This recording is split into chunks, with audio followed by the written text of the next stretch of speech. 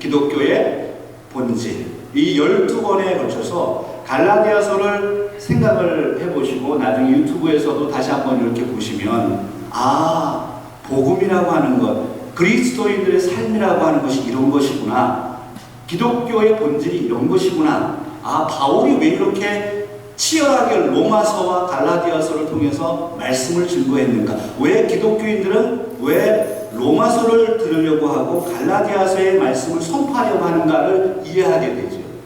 그 가운데 종교개혁가 루터는 말했습니다. 십자가 외에 결코 나는 자랑할 것이 없다. 나는 십자가 외에 결코 자랑할 것이 없다. 루터는 이 갈라디아서에 있는 이 본문, 오늘 우리가 다룰 6장 14절에 담겨있는 나는 십자가 외에 결코 자랑할 것이 없습니다 라고 하는 것을 받아들이고, 그는 로마, 당대에 정말 너무나도 거대했던 로마를 상대로 개혁하기 시작한 거예요.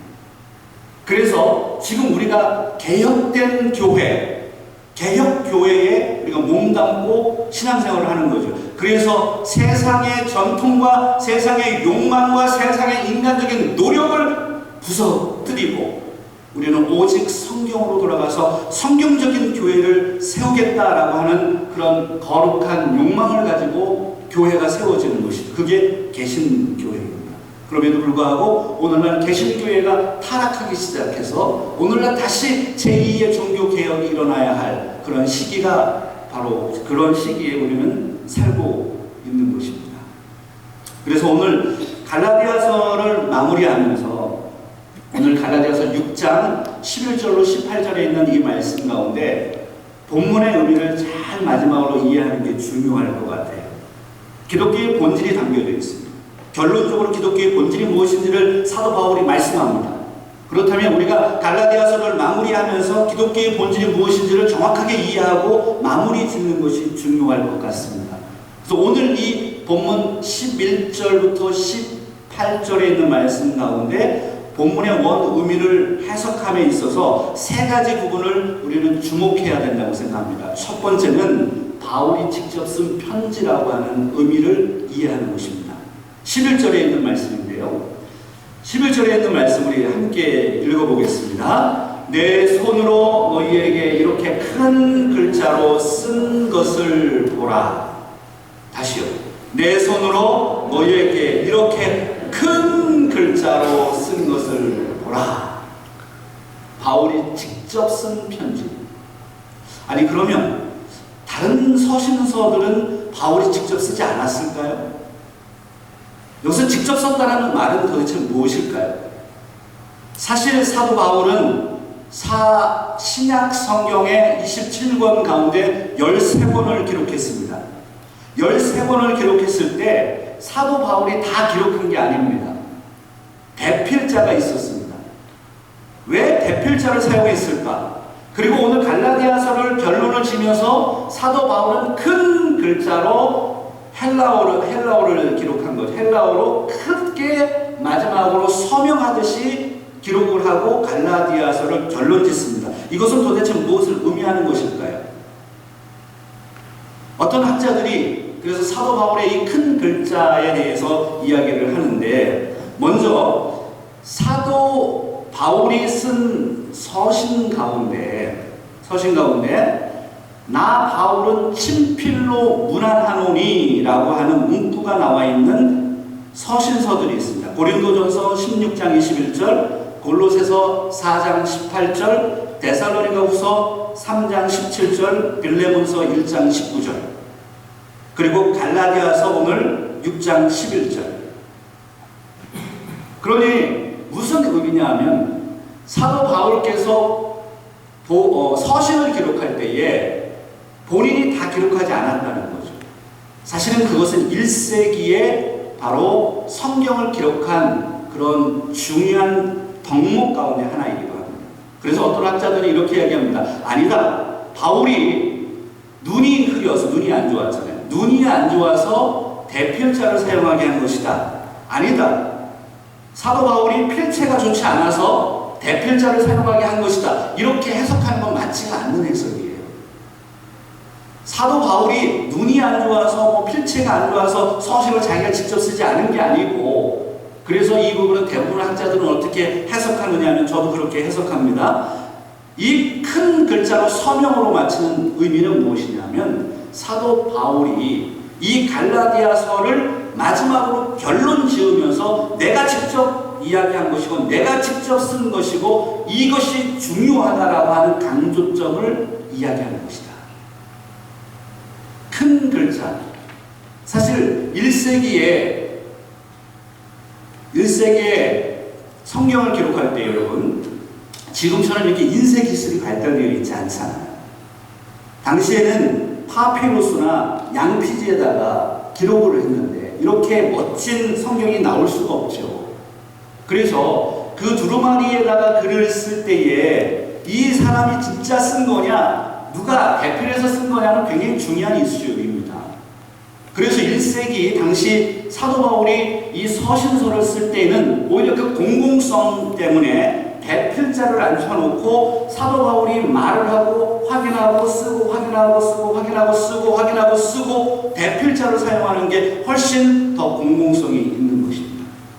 그렇게 대필자를 사용해서 이것은 정확한 성경이고, 그리고 마지막에 친필로 사인하듯이 큰 글씨를 사용해서 내가 갈라디아서의 결론을 맺은 사람이라는 것을 보여줌으로 인해서 사도 바울이 설명하려고 하는 그 부분을 강조하고 결말을 맺는 것입니다.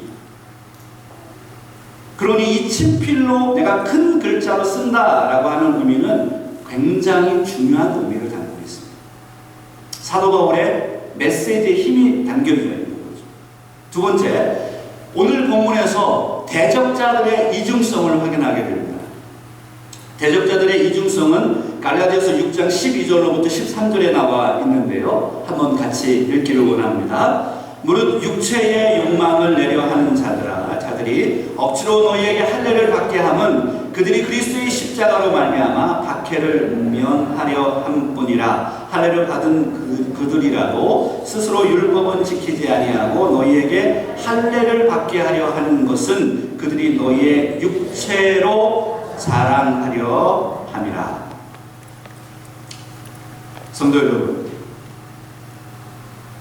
11주 전에 사건을 기억하십니까? 그때 설교를 기억하십니까? 사도 바울이 갈라디아서를 쓴 동기가 무엇입니까? 갈라디아서를 기록한 목적이 무엇입니까? 갈라디아서를 쓴 이유는 갈라디아 교회 교인들이 유대주의자들, 밖에서 들어온 유대주의자들이 들어와서 사도 바울이 전한 다른 복음을 흐트러 놓았고 교회를 혼란에 빠뜨렸기 때문이었습니다. 그 혼란의 주제는 무엇이냐면 할례였습니다.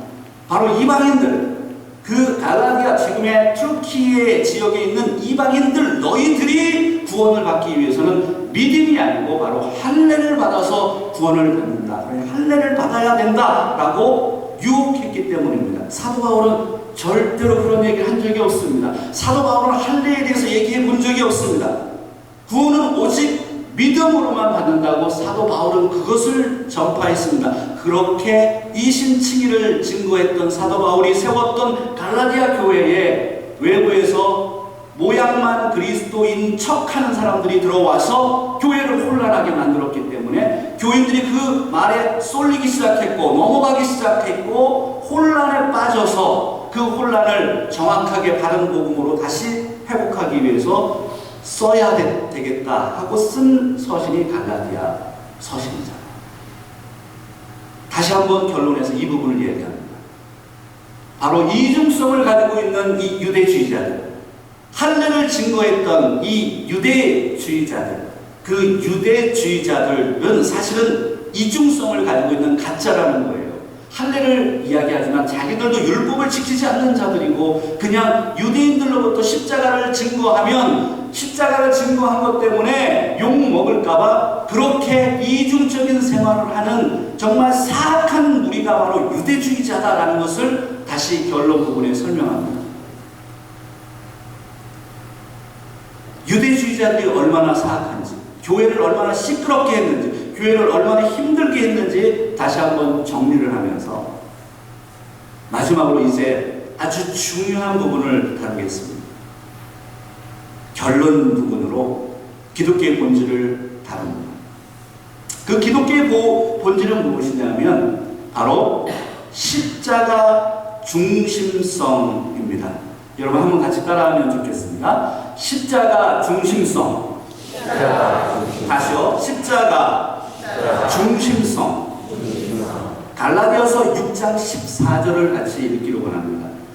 갈라디아서 6장 14절입니다. 그러나 내게는 우리 주 예수 그리스도의 십자가 외에 결코 자랑할 것이 없으니 그리스도로 말미암아 세상이 나를 대하여 십자가에 못 박히고 내가 또한 세상을 대하여 그러하니라. 사도 바울은 갈라디아서를 마무리하면서 정말 중요한 기독교의 본질을 선포합니다. 나는 우리 주 예수 그리스도의 십자가 외에 결코 자랑할 것이 없다. 나는 우리 주 예수 그리스도의 십자가 외에 결코 자랑할 것이 없다. I never boast. 이 자랑하다라고 하는 단어입니다. I never boast except in the cross of our Lord Jesus Christ.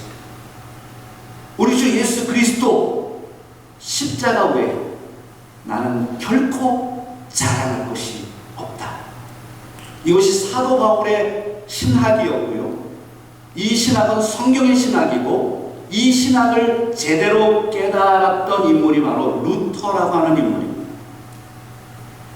나는 십자가 외에 결코 자랑할 것이 없습니다.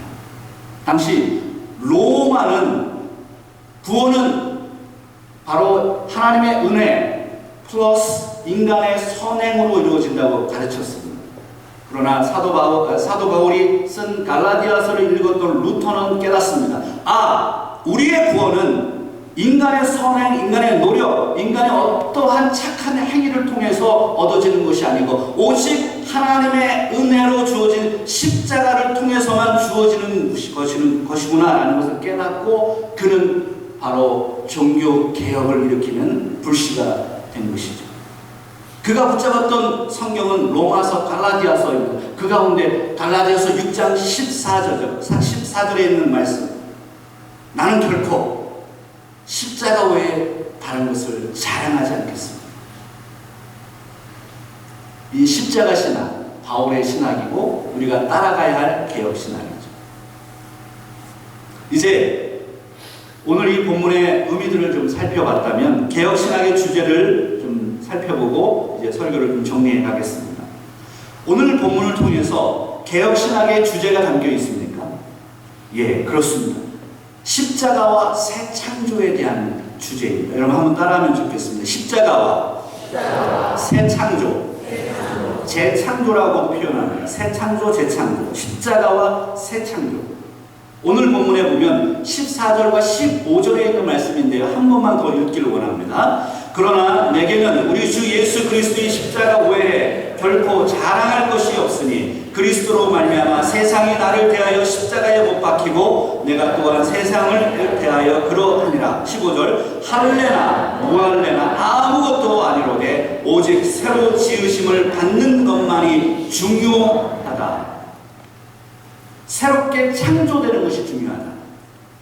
근데 이 새 창조는 어떻게 이루어집니까? 바로 십자가를 통해서 이루어집니다. 십자가를 믿을 때 우리 옛 자아가 죽습니다. 십자가에 못 박힙니다. 우리의 욕망이 못 박힙니다. 내 자아가 못 박힙니다. 그러면서 우리는 새롭게 태어납니다. 우리의 가치관이 새로워집니다. 우리의 정신세계가 새로워집니다. 우리의 태도가 새로워집니다. 그 새 창조가 십자가와 함께 일어나는 것입니다. 십자가를 믿을 때 우리는 내 자아가 죽습니다.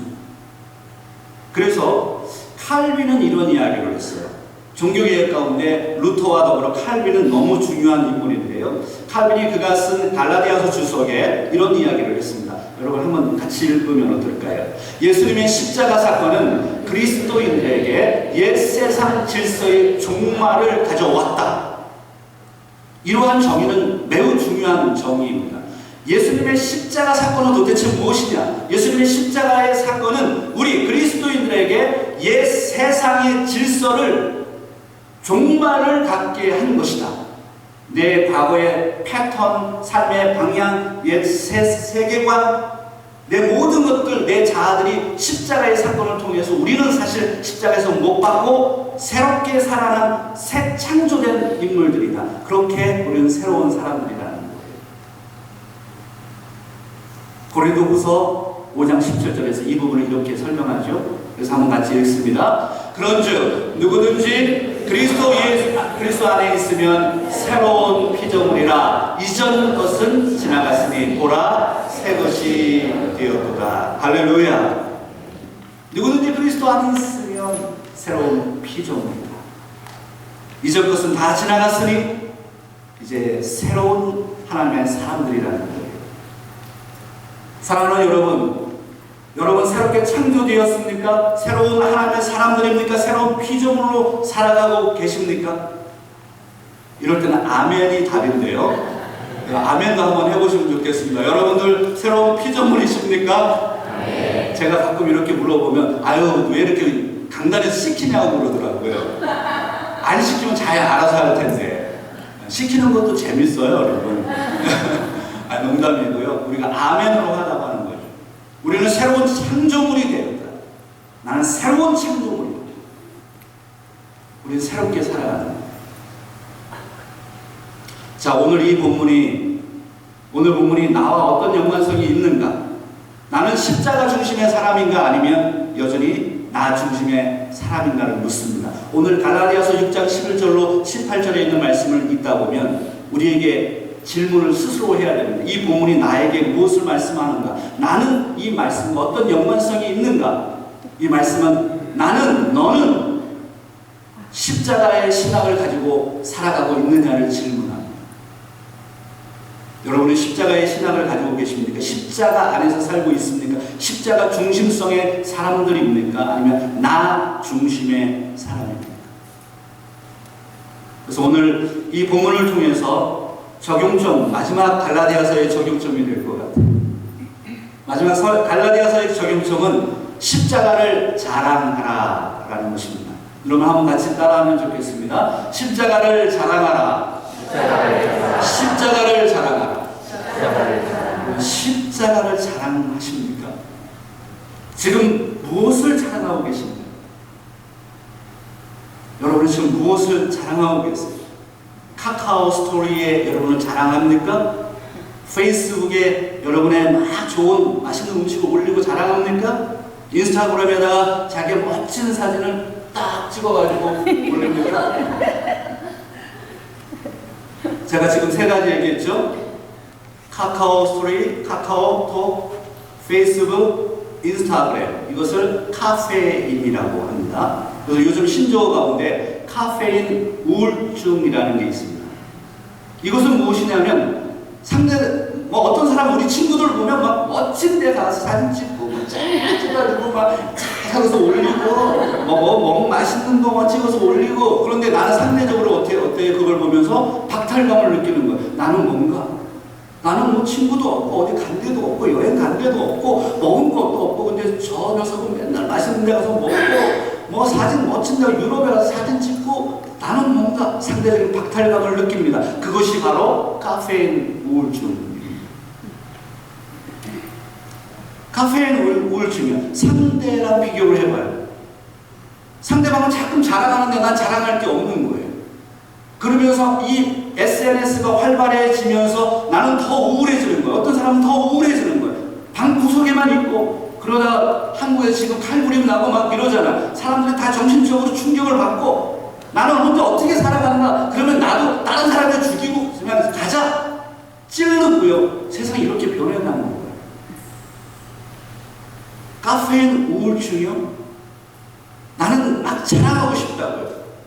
SNS에서 멋진 사진을 올리는 거예요. 밑에는 그냥 팬티만 입고 있는데 양복 입고요. 쫙 찍고 올리는 거예요.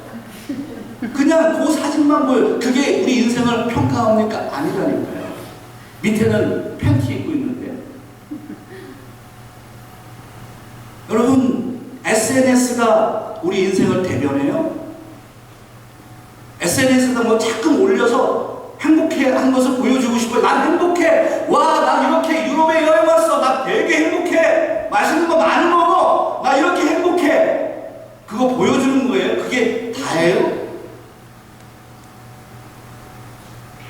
SNS에다가 자랑한다라는, 여러분들은 지금 연세가 있으셔서 SNS를 잘 안 하실 수도 있습니다. 그런데 생각을 해보시라는 거예요. 나는 지금 무엇을 자랑하고 있는 거예요? 나의 성공을 자랑하고, 내 자식을 자랑하고, 내가 만들어 놓은 업적을 자랑하고, 내 외모를 자랑하고, 무엇을 자랑하고 계십니까? 반대로 여러분은 무엇인가를 창피하게 생각해 본 적이 있으십니까? 무엇인가 자랑했다면 무엇인가 창피한 것도 있을 거 아니에요? 창피한 건 다 숨깁니까? 숨겨놓는다고 창피한 것이 없어집니까? 아니, 좀 제 이야기를 할 수밖에 없죠. 제가 제 이야기를 할 수밖에 없는 게 강단에서는 누구 얘기하면 상처받을 수밖에 없으니 제 얘기를 그냥 하는 거예요. 저도 하기 싫을 때가 많아요. 근데 제 얘기를 하는 거예요. 그냥 오픈할 수밖에 없어요. 이제 부끄럽지만 제 이야기입니다. 저는 우리 어머니가 일찍 돌아가셨는데도 제 어머니 보고 싶어요. 많이 보고 싶습니다. 또 아플 때는 엄마가 그렇게 보고 싶어요. 근데 이 어머니가 일찍 돌아가셔 어머니 얘기하는 게 맞나도 싶지만 제가 설교자로서 그냥 하는 거예요. 제가 어머니를 창피하게 생각한 적이 있었었죠. 살아가면서 여러분들은 부모님을 창피하게 생각해 본 적이 있으신가요? 제가 아버님이 9살 때 돌아가시고 서울로 올라가서 살았습니다. 그때가 70년대 후반이었고 70년대 후반은 한국이 워낙 못 사는 동네였고 제가 살았던 영등포 그 역전 뒷골목에는 아주 못 사는 사람들이 모여서 살았어요. 그 당시에.